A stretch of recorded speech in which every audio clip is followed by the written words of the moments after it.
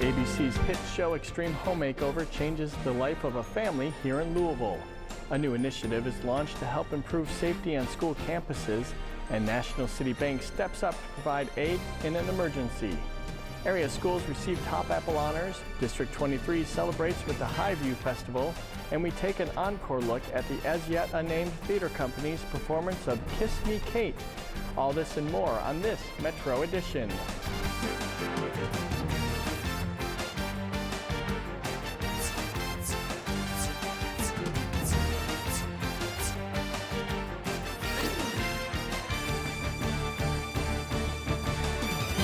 Hi everyone, welcome to this Metro Edition. I'm Matt Schuster.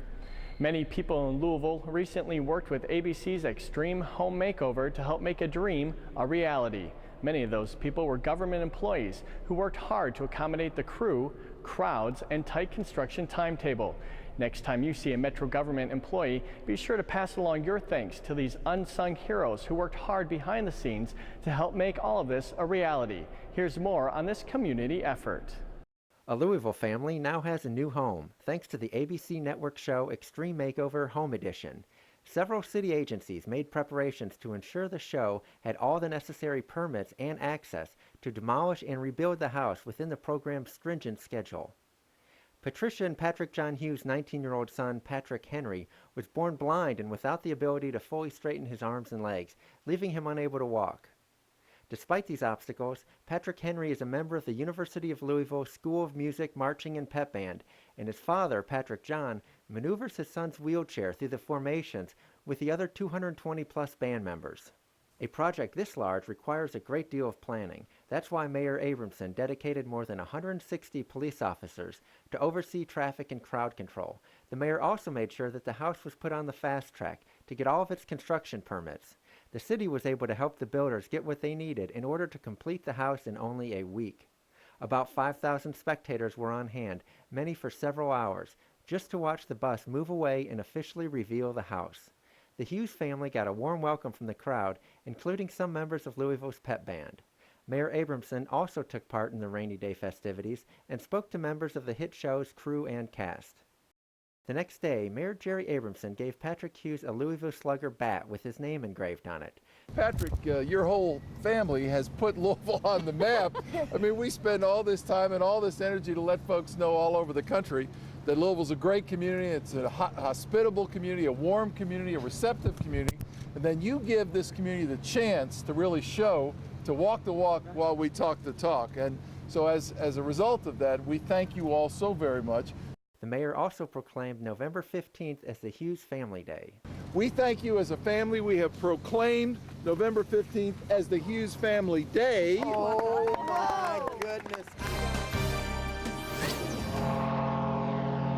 At 93 years old, the Belle of Louisville is getting another 15 minutes. It's just very exciting. She'd already been winterized when the staff from ABC's Extreme Makeover Home Edition called Waterfront Development Corporation.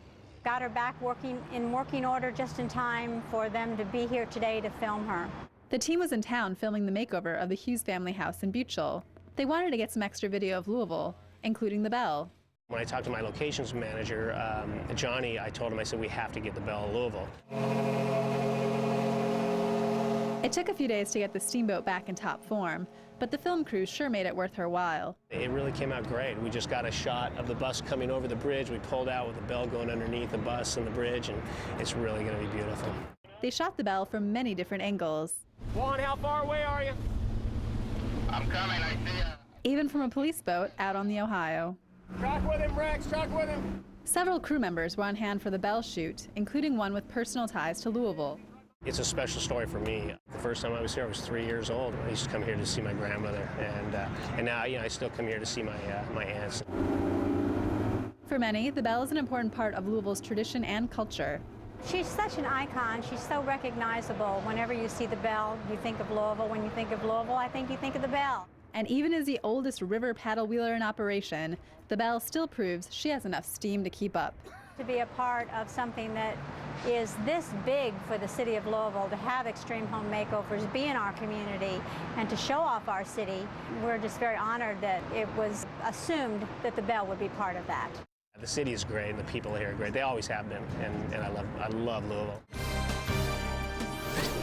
Mayor Jerry Abramson and Chief Robert White recently announced the newest addition to the Keep Louisville Safe campaign, Campus Watch. Here's more as we head beyond the badge.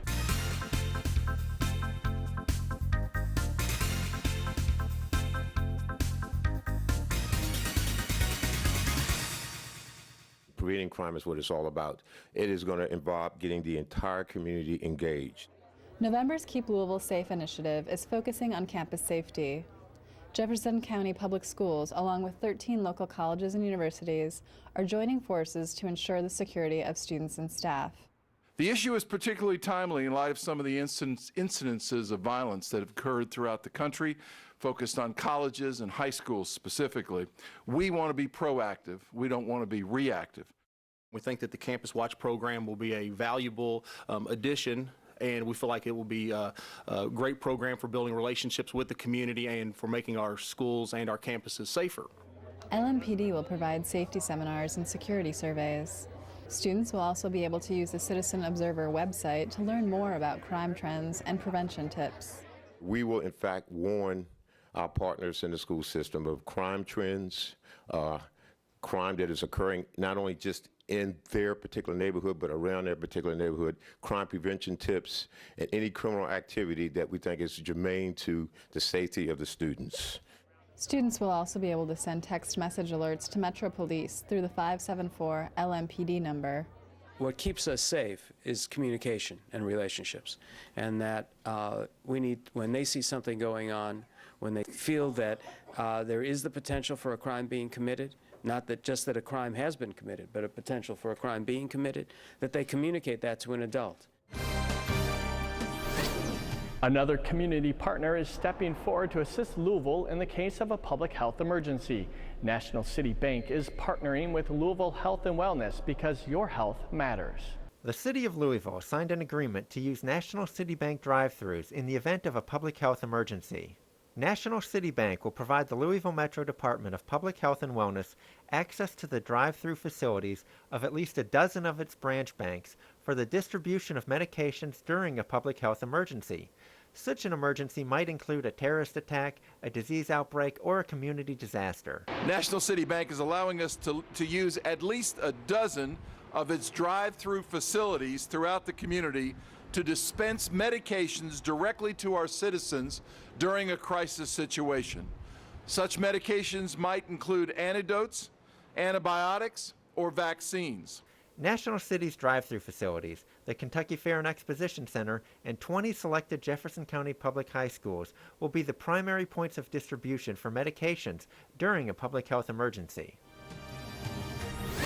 Still to come on Metro Edition, area schools receive top Apple honors. We visit the Highview Festival in District 23. Students will receive updated or new computers at local nonprofit centers as part of a Connect Kentucky initiative. And we take an encore look at a local production of Kiss Me, Kate.